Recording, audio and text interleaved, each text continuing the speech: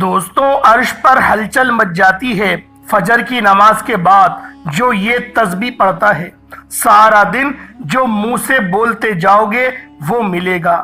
رسول خدا صلی اللہ علیہ وآلہ وسلم نے فرمایا، یہ وہ فضیلت اور برکت والی تسبیح ہے کہ جس کو پڑھنے سے نہ صرف گناہ معاف ہوتے ہیں بلکہ فجر کی نماز کے بعد جو یہ تسبیح پڑھتا ہے اللہ اس کی دن بھر کی تمام حاجتوں کو پورا کرتے ہیں، اللہ اس کی پریشانیوں کو دور کرتے ہیں، اللہ اسے بے شمار رزق دیتے ہیں، غیب سے رزق ملتا ہے۔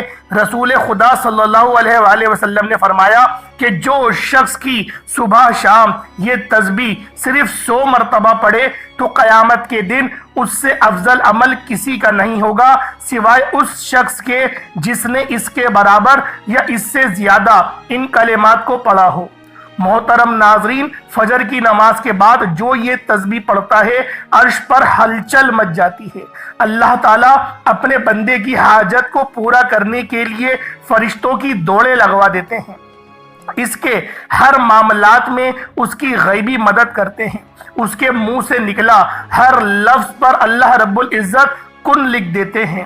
اللہ والوں، ایک بہت ہی خاص اور مجرب وظیفہ لے کر آپ کی خدمت میں حاضر ہوا ہوں کہ جس کو آپ فجر کی نماز کے بعد صرف 100 مرتبہ پڑھ لیں لاکھوں کا قرض بھی ختم ہو جائے گا، حاجات ایک دن میں پوری ہو جائیں گی۔ ناظرین، یہ کوئی بڑا وظیفہ نہیں اور نہ ہی کبھی آپ کو بڑے بڑے وظیفے بتاتا ہوں، مختصر سا عمل ہے۔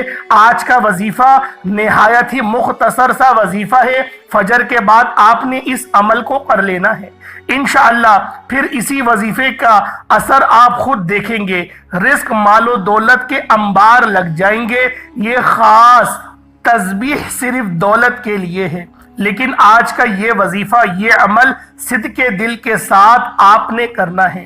اس عمل کو اگر فقیر بھی کرے گا تو وہ بھی اللہ پاک کی عنایت اور اس کے فضل و کرم سے دولت پر بیٹھ کر راج کرے گا، کیونکہ اس وظیفے میں جو طاقت ہے، اس وظیفے کا جو اثر ہے وہ بہت کم لوگ ہی جانتے ہیں۔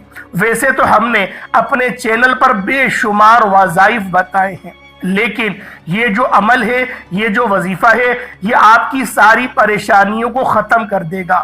آپ کے اوپر لاکھوں کروڑوں کا قرض ہے، انشاءاللہ وہ بھی چٹکی بجاتے ہی ختم ہو جائے گا۔ قرضوں کی ادائیگی ہونے لگے گی، ایسے اسباب پیدا ہو جائیں گے، پھر آپ سب اللہ والوں خود بھی حیران رہ جائیں گے۔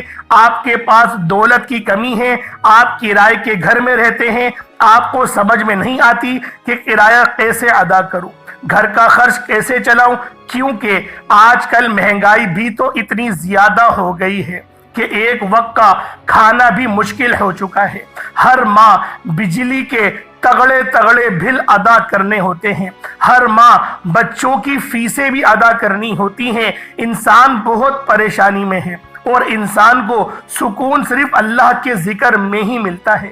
یہ بات بہت ہی اہم کرنے لگا ہوں کہ جب انسان عاجزی کے ساتھ اللہ کے آگے جھک جاتا ہے، سجدے میں سر رکھتا ہے، پھر ہر سجدے میں رو رو کر گڑ گڑا کر خوب ڈھیروں دعائیں مانگتا ہے تو اس کو بھی اللہ تعالیٰ ضرور عطا فرما دیتا ہے۔ ہم ہر روز وظیفے میں آپ کو بتاتے ہیں کہ اللہ سے مانگنے کا آپ کو طریقہ جب آ جائے گا تو پھر آپ کو کسی مزید وظیفے کی ضرورت نہیں پڑے گی، آپ نے صرف ہاتھ اٹھانے ہیں، اللہ آپ کو عطا فرما دے گا۔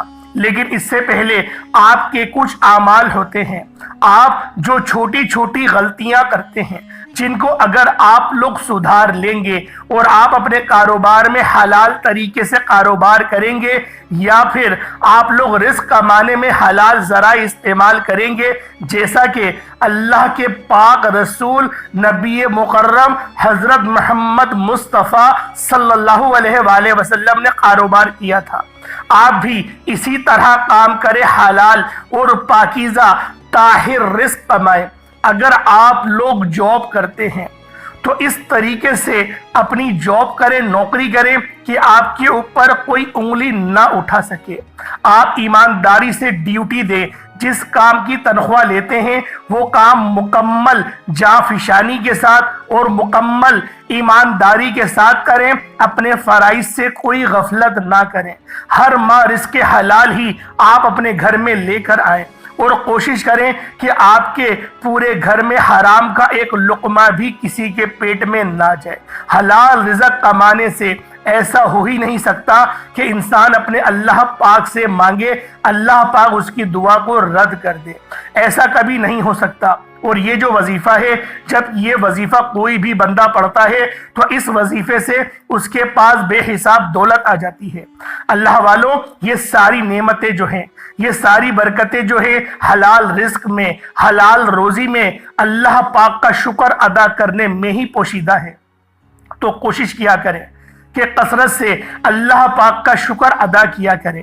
انشاءاللہ دیکھنا کیسے آپ کے وارے نیارے ہو جاتے ہیں۔ اگر آپ کے اوپر قرض ہے، یعنی آپ مقروض ہیں، آپ نے سود پر قرض لیا ہوا ہے، تو سب سے پہلے اللہ پاک سے معافی مانگے، کیونکہ سود حرام ہے، اللہ پاک سے کھلی جنگ ہے۔ تو اللہ سے جنگ کون کر سکتا ہے؟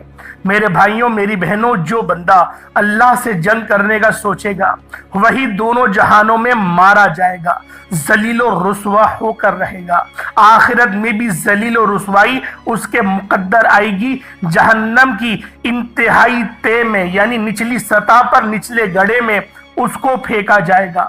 تو آپ نے سب سے پہلے سود کے کاموں سے توبہ کرنی ہے، جھوٹ سے توبہ کرنی ہے، غیبت سے توبہ کرنی ہے، چغلی سے توبہ کرنی ہے، لیکن واضح کریں کہ صرف توبہ نہیں کرنی بلکہ اس توبہ پر قائم بھی رہنا ہے۔ اور سب سے اہم بات جو ہے وہ آپ اپنے رشتہ داروں سے، اگر آپ قطع تعلق ہیں، کسی سے بھی آپ لوگوں نے اگر اپنا رشتہ توڑ لیا ہے تو فوراً جا کر اس سے معافی مانگے۔ بے شک ہم لوگوں کو یہ لگتا ہے کہ ہم لوگ معافی مانگیں گے تو ہمارا سر نیچے ہو جائے گا، حالانکہ اس پہ ایک واضح حدیث ہے کہ نبی مکرم صلی اللہ علیہ وآلہ وسلم نے فرمایا، اگر معافی مانگنے سے تمہاری عزت کم ہوتی ہے تو بروز حشر تم مجھ سے اپنی عزت لے لینا۔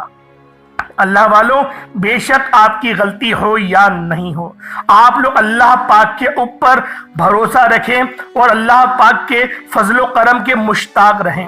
آپ کے اوپر اللہ پاک اپنا کرم لازمی فرمائیں گے۔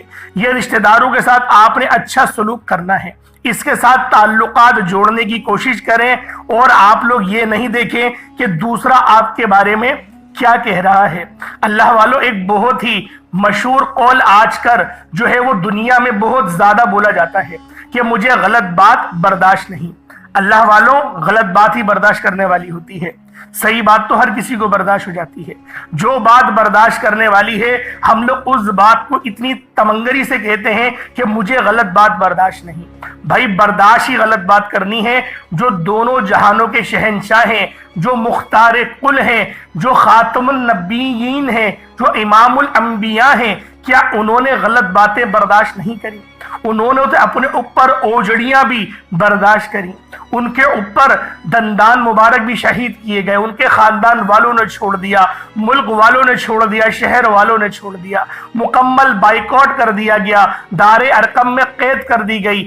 وہ جب بھی اللہ پاک کی رضا میں راضی رہے اور سب کو معاف کرتے رہے، حالانکہ ان کی بیٹی کو، جو ہمارے سر کی تاج ہیں، جو ان کی بیٹی ہیں جن کا نام حضرت زینب ہے، بی بی زینب کو بہت کم لوگ جانتے ہیں، جو آپ کی بڑی شہزادی ہیں، جن کو شہید کیا گیا، وہ بھی فتح مکہ کے ٹائم پہ نبی پاک صلی اللہ علیہ وآلہ وسلم کی بارگاہ میں آیا، اپنا منہ چھپائے اور کہنے لگا کہ کوئی کتنا ہی بڑا جرم کا قاتل کیوں نہ ہو، آپ معاف کر دیں گے۔ تو نبی مکرم صلی اللہ علیہ وآلہ وسلم نے فرمایا، اپنے چہرے پر سے نقاب ہٹا، بیٹیوں کے قاتل بھولا نہیں کرتے، تو کلمہ پڑھ میں تجھے بھی معاف کرنے کو تیار ہوں۔ سوچیں، اتنے بلند رتبے والے ہمارے نبی اور ہم ان کے امتی، اور ہم اس طرح سے تمنگری میں ہم آ کر کہتے ہیں، ہم لوگ تکبر میں کہتے ہیں کہ مجھے غلط بات برداشت نہیں۔ سوچیں، وہ رسول، ان کی تعلیمات ہی یہی تھی کہ غلط بات برداشت کرو، کیونکہ وہی بات تو برداشت کرنے والی ہے۔ اللہ والوں، اپنے شب و روز کو اچھے کریں۔ جو چھوٹے چھوٹے گناہ آپ لوگ کر رہے ہیں، جن کا گمان آپ کو نہیں ہے، میں آپ کو چند ایک گنوا دیتا ہوں۔ میں نے بہانہ کر دیا، مطلب جھوٹ بولا۔ اور کیا آیا قرآن میں، لعنت اللہ علی القاذبین، جھوٹ بولنے والے پر اللہ کی لعنت ہو۔ اب رب کی لعنت آپ پر پڑ گئی اور آپ نے کہا میں نے بہانہ لگا دیا، آپ نے کہا میں نے مذاق کر دیا۔ اللہ والوں، وہ مذاق جس سے کسی کی دل آزاری ہو، وہ مذاق بہت برا ہے، بدترین مذاق ہے۔ نبی پاک نے بارہا صحابہ کرام کو اس چیز کی تلقین دلائی۔ تو اللہ والوں، اپنے شب و روز کو اچھے کریں، انشاءاللہ العزیز بلندیوں پر آپ لوگ چڑھ جائیں گے۔ آپ لوگوں کو کبھی بھی انشاءاللہ کسی مارکے میں منہ کی نہیں کھانی پڑے گی۔ آپ مٹی میں بھی ہاتھ ڈالیں گے تو وہ سونا بن جائے گا۔ اللہ والوں، آج کا جو وظیفہ ہے اس کی ترتیب آپ اچھے طریقے سے ذرا سمجھ لیں، اور میری باتوں پر آپ نے عمل بھی کرنا ہے۔ اس کو آپ نے اپنے دوستوں کے ساتھ، رشتہ داروں کے ساتھ لازمی شیئر بھی کرنا ہے، کیونکہ اچھی بات بتانا بھی صدقہ جاریہ ہے۔ کسی ایک بندے نے بھی آپ کی ویڈیو شیئر کرنے سے اس پر عمل کر لیا، قیامت تک آپ کو اس کا اجر و ثواب ملتا رہے گا، جب تک وہ اس بات پر عمل کرتا رہے گا۔ اللہ والوں، اب آپ لوگوں نے نماز فجر کی جو نماز ہے اس کو ادا کر لیں۔ آپ نے کوشش کرنی ہے کہ وہیں اسی جگہ پر بیٹھ جائیں۔ مردوں نے کوشش کرنی ہے کہ وہ مسجد میں جا کے جماعت کے ساتھ نماز ادا کریں۔ عورتوں نے گھر میں نماز ادا کرنی ہے۔ اگر آپ کو ٹائم نہیں ملتا یا آپ نے کہیں جانا ہوتا ہے تو آپ عشاء کی نماز کے بعد سونے سے پہلے بھی اس وظیفے کو کر سکتے ہیں، کوئی ایسی پابندی نہیں، لیکن فجر کی نماز کا وقت کرنا زیادہ بہتر ہے۔ محترم ناظرین، اللہ پاک کے آخری نبی صلی اللہ علیہ وآلہ وسلم نے فرمایا، اللہ پاک ارشاد فرماتا ہے، میں نے تمہاری امت پر دن رات میں 5 نمازیں فرض کی ہیں، اور میں نے یہ عہد کیا ہے کہ جوان نمازوں کی ان کے اوقات میں پابندی کرے گا، میں اس کو جنت میں داخل کروں گا، اور جو پابندی نہیں کرے گا اس کے لیے میرے پاس کوئی عہد نہیں۔ اللہ پاک قرآن کریم میں ارشاد فرماتا ہے، رب کو سر جھکانے والا بہت پسند ہے، اس کی پاکی بولو، سورج چمکنے سے پہلے اور اس کے ڈوبنے سے پہلے نماز فجر ادا کر لو۔ صحابی رسول حضرت عبداللہ بن عمر رضی اللہ تعالی عنہما سے روایت ہے، پیارے آقا محمد مصطفیٰ روحی فدا صلی اللہ علیہ وآلہ وسلم نے ارشاد فرمایا، جو صبح کی نماز پڑھتا ہے وہ شام تک اللہ پاک کے ذمے میں ہے۔ تم اللہ پاک کا ذمہ نہ توڑو، جو اللہ پاک کا ذمہ توڑے گا اللہ پاک اسے اوندھا منہ یعنی الٹا کر کے دوزخ میں ڈال دے گا۔ حضرت سلمان فارسی رضی اللہ تعالی عنہما سے روایت ہے، اللہ پاک کے آخری نبی صلی اللہ علیہ وآلہ وسلم کا فرمان عبرت نشان ہے، جو صبح کی نماز کو گویا ایمان کے جھنڈے کے ساتھ کیا گیا ہو، جو صبح بازار کو گیا ابلیس یعنی شیطان کے جھنڈے کے ساتھ کیا۔ حضرت عمارہ بن ربیعہ رحمت اللہ تعالی علیہ فرماتے ہیں، میں نے نبی کریم صلی اللہ علیہ وآلہ وسلم کو فرماتے سنا، جس نے سورج کے طلوع مغرب ہونے سے پہلے نماز ادا کی یعنی فجر اور عصر کی، وہ ہرگز جہنم میں داخل نہ ہوگا۔ حضرت ابو عبیدہ بن جراح رضی اللہ تعالی عنہ بیان کرتے ہیں، رسول اکرم صلی اللہ علیہ وآلہ وسلم نے ارشاد فرمایا، جمعے کے دن پڑھے جانے والی نماز با جماعت سے افضل کوئی نماز نہیں۔ میرا گمان یعنی خیال ہے تم میں سے جو اس میں شریک ہوگا اس کے گناہ معاف کر دیے جائیں گے۔ حضرت انس رضی اللہ تعالی عنہما سے روایت ہے، سرکار مدینہ حضور مکرم صلی اللہ علیہ وآلہ وسلم نے ارشاد فرمایا، جس نے 40 دن تک فجر و عشاء با جماعت پڑھی اس کو اللہ پاک 2 آزادیاں عطا فرمائے گا، ایک نار یعنی آگ سے، دوسری نفاق یعنی منافقت سے۔ نماز جنت کی چابی ہے۔ اللہ پاک ہمیں وقت پر 5 نمازیں پڑھنے کی توفیق رفیق عطا فرمائے، ایمان پر ثابت قدمی عطا فرمائے، آمین یا رب العالمین۔ فجر میں ہم کو اٹھنے کا شوق دے، سب نمازیں ہم پر پڑھیں، اور وہ ذوق عطا کر، وہ شوق عطا کر جو صبح کی نماز سورج نکلنے سے پہلے پڑھ لیں یعنی با جماعت ادا کریں۔ یا ایسا بندہ اللہ پاک کے ذمے میں چلا جاتا ہے جو 2 نمازیں یعنی فجر اور عصر کی نماز شوق سے پڑھتا ہے، اللہ پاک اس کے لیے باقی نمازیں پڑھنا آسان کر دیتے ہیں۔ جب اسے موت آئے گی اللہ پاک اس کے لیے جنت کے 8 دروازے کھول دے گا۔ فجر کی سنتیں دنیا کے خزانوں سے بہتر ہیں۔ اللہ پاک قیامت کے دن اسے اپنا دیدار نصیب کرے گا۔ فرمان مبارک ہے، اے میرے صحابہ، منافقت بندے پر نماز بوجھ اور سب سے بھاری نماز فجر ہے۔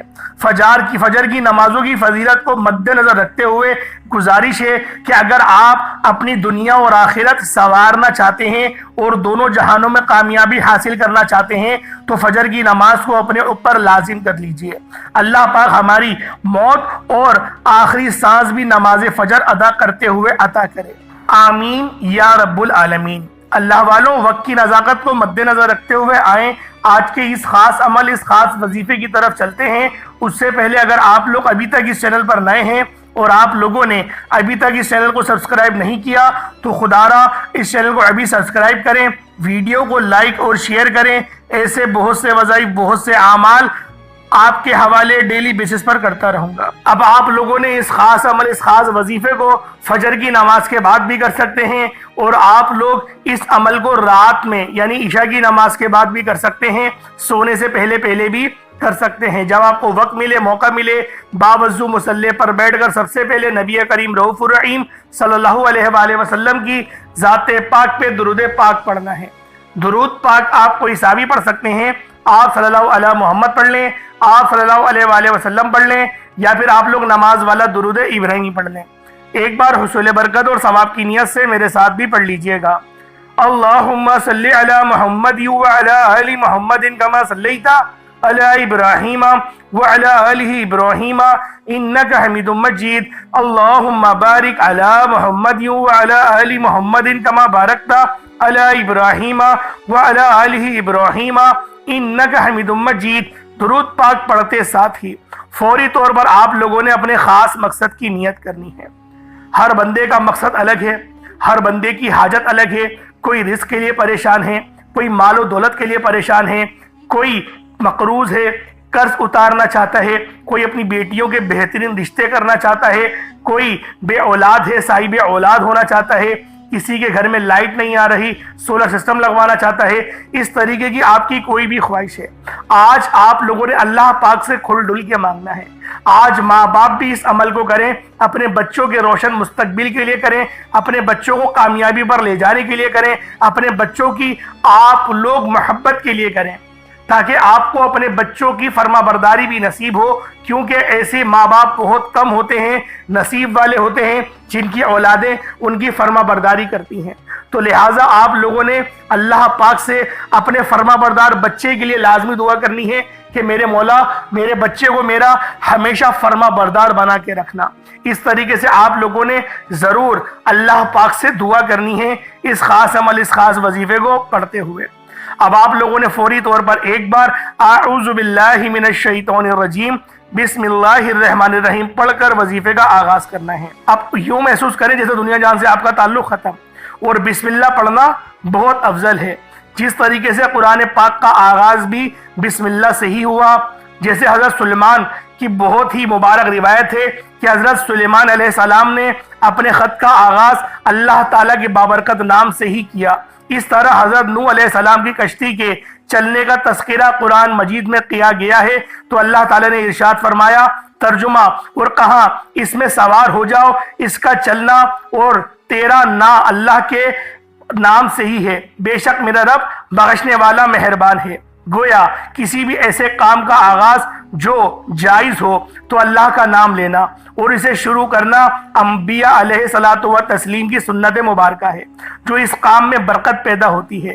جب نبی پاک حضرت محمد مصطفیٰ صلی اللہ علیہ وآلہ وسلم بھی کوئی کام کرتے تو اس کی ابتدا اللہ تبارک و تعالیٰ کے بابرکت نام یا اللہ سے ہی شروع کرتے، یعنی بسم اللہ سے ہی شروع کرتے۔ آپ علیہ الصلوۃ والسلام نے فرمایا کہ نام خطوط لکھے تو وہ بھی اس کا آغاز اللہ تعالیٰ کے بابرکت نام یا اللہ سے یعنی بسم اللہ الرحمن الرحیم سے ہی کیا، تو معلوم ہوتا ہے کہ بسم اللہ الرحمن الرحیم کی کیا برکات ہیں۔ تو لہٰذا آپ لوگوں نے آج کا اس عمل کا آغاز بھی جو کرنا ہے وہ آپ نے بسم اللہ الرحمن الرحیم سے ہی کرنا ہے۔ انشاءاللہ العزیز میرے رب کی مدد بھی آپ کے ساتھ شامل حال ہو جائے گی۔ تو اللہ والوں آپ لوگوں نے اب کس طریقے سے کرنا ہے، آپ لوگ پہلے درود پاک پڑھ لیں، 3 بار ضرور پڑھیے گا درود پاک، 3 بار 7 بار 11 بار جو اللہ پاک کی طرف سے توفیق آپ کو ملے اتنی بار آپ نے درود پاک لازمی پڑھنا ہے۔ اور اس کے بعد اپنے خاص مقصد کو ذہن میں رکھ کے آپ لوگوں نے فوری طور پر اعوذ باللہ من الشیطان الرجیم بسم اللہ الرحمن الرحیم پڑھ کر وظیفے کا آغاز کرنا ہے۔ اور آج آپ لوگوں نے وہ کون سی تسبیح پڑھنی ہے جو کہ عرش اعظم کو ہلا دے گی، ہلچل مچا دے گی، فرشتوں کی دوڑیں لگوا دے گی۔ اس کو ذرا دھیان سے ملاحظہ کریں، سبحان اللہ و بحمدہ سبحان اللہ العظیم استغفر اللہ، یہ ایک بار ہو گیا۔ سبحان اللہ و بحمدہ سبحان اللہ العظیم استغفر اللہ، یہ 2 بار ہو گیا۔ سبحان اللہ و بحمدہ سبحان اللہ العظیم استغفر اللہ، یہ 3 بار ہو گیا۔ اس طریقے سے آپ لوگوں نے سبحان اللہ و بحمدہ سبحان اللہ العظیم استغفر اللہ کو ہاتھوں کی انگلیوں پر پڑھ لیں یا تسبیح کے دانوں پر پڑھ لیں، صرف اور صرف 100 بار، یعنی ایک تسبیح، ایک مکمل تسبیح آپ لوگوں نے سبحان اللہ و بحمدہ سبحان اللہ العظیم استغفر اللہ کی پڑھنی ہے۔ اب اللہ والوں دوسرے نمبر پہ کیا کرنا ہے، قرآن پاک کی سب سے بابرکت آیت ہے، یہ آیت الف لام میم کی ہے۔ آپ لوگوں نے الف لام میم کو پڑھنا ہے۔ الف لام میم 1 بار ہو گیا، الف لام میم 2 بار ہو گیا، الف لام میم 3 بار ہو گیا۔ اس طریقے سے آپ لوگوں نے الف لام میم کو ہاتھوں کی انگلیوں پر پڑھ لیں یا تسبیح کے دانوں پر پڑھ لیں، صرف 11 بار 11 ٹائمز پڑھنا ہے۔ الف لام میم پڑھنے سے کیا ہوگا، ذرا توجہ کریں۔ الف لام میم جو 3 کلمات ہیں یہ لوہے قرآنی کے کلمات ہیں، ان کا ترجمہ، ان کے معنی صرف اللہ کو پتا ہے اور اللہ رب العزت کی عطا سے محمد مصطفیٰ کو پتا ہے۔ تو یہ جو آیت ہے، یہ جو اللہ پاک کے کلام ہے، رب کے نام ہے، یہ تحفے سے کم نہیں، کیونکہ اگر یہ ہمارے حق میں بہتر نہیں ہوتا تو نبی مقبول خدا کے جو پیارے حبیب ہیں، جو ہمارے آقا دو عالم ہیں، وہ ضرور ہمیں اس کے معنی بتاتے اور اللہ پاک سے اجازت طلب کرتے کہ میری امت کو اس سے آگاہی ہو جائے کہ ان کے لیے یہ خطرناک چیز ہے۔ تو اللہ والوں نبی پاک نے نہیں بتایا تو مقصد کیا تھا، یہ ہمارے لیے تحفہ ہی ہے۔ تو اللہ والے فرماتے ہیں کہ الف لام میم کا وظیفہ جو صبح پڑھتا ہے بندہ، اس کے لیے بہت زیادہ ثواب کا باعث بنتا ہے، دل کے سکون کا باعث بنتا ہے، پریشانیاں ختم ہوتی ہیں، رزق میں برکت بھی ہوتی ہے۔ تو برکت آپ لوگوں کو انشاءاللہ العزیز مزید تقویت تک لے جائے گی۔ لیکن جو میں نے آپ کو پہلے تسبیح بتائی سبحان اللہ و بحمدہ سبحان اللہ العظیم، یہ بہت ہی خاص ہے۔ سبحان اللہ و بحمدہ سبحان اللہ العظیم استغفر اللہ، یہ پوری تسبیح ہوگی۔ میں نے استغفر اللہ نہیں پڑھا تو دوبارہ پڑھ کے سنا رہا ہوں کہ استغفر اللہ بھی پڑھنا ہے، 100 بار پڑھنا ہے۔ پھر دوسرے نمبر پر الف لام میم پڑھنا ہے۔ اب تیسرا اور آخری عمل جس کے بغیر یہ وظیفہ نامکمل ہے، آپ لوگوں نے آخر میں اللہ رب العزت کا ذاتی نام یا اللہ اور نبی پاک کا ذاتی نام یا محمد، یعنی یا اللہ یا محمد دونوں کو ملا کر پڑھیں گے تو 1 بار ہو گیا، یا اللہ یا محمد دونوں کو ملا کر پڑھیں گے تو 2 بار ہوگا، یا اللہ یا محمد دونوں کو ملا کر پڑھیں گے تو 3 بار ہوگا۔ اس طریقے سے یا اللہ یا محمد کو ہاتھوں کی انگلیوں پر پڑھ لیں یا تسبیح کے دانوں پر پڑھ لیں۔ آپ لوگوں نے صرف اور صرف 11 بار 11 ٹائمز پڑھنا ہے۔ اس کے بعد اتنا ہی درود پاک پڑھ لیں جتنا آپ نے اول پڑھا تھا۔ کوشش کریں 3 بار پڑھیں یا پھر آپ لوگ 4 بار یا 5 بار 11 بار، جتنا زیادہ درود پاک پڑھیں گے اتنا زیادہ آپ لوگ کامیابیوں سے ہمکنار ہوں گے۔ اللہ پاک میرا سنانا آپ کا سننا اپنی پاک بارگاہ الہی میں قبول و منظور فرمائے۔ دوران گفتگو کوئی غلطی کوتاہی ہو گئی ہو، اللہ پاک اپنے شان خدائی کے صدقے معاف فرمائے۔ اللہ پاک آپ سب کو ہمیشہ شاد و آباد رکھے، آپ کی دل کی تمام حاجات کو پورا کرے، ہم سب کی تمام اندرونی بیرونی بیماریوں کو ختم کرے، ہم سب پر اپنی خاص نظر کرم فرمائے، ہمارے والدین کی حفاظت فرمائے، ہماری جان مال عزت آبرو کی حفاظت فرمائے۔ اللہ پاک ہمیشہ حلال کمانے کی توفیق عطا فرمائے۔ اللہ پاک ہمیشہ صراط مستقیم پر چلائے، نامہ اعمال سیدھے ہاتھ میں پکڑنے کی توفیق عطا فرمائے، نبی پاک کی اسماء حسنہ کو زندہ کرنے والا بنائے، اس پر عمل کرنے والا بنائے۔ آمین ثم آمین۔ انشاءاللہ پھر ملاقات ہوگی۔ اپنا بہت سارا خیال رکھیے گا۔ کمنٹ سیکشن میں اللہ پاک کے 99 ناموں میں سے کوئی 2 نام حضور بلغت کے لیے ضرور لکھیے گا۔ السلام علیکم ورحمۃ اللہ وبرکاتہ۔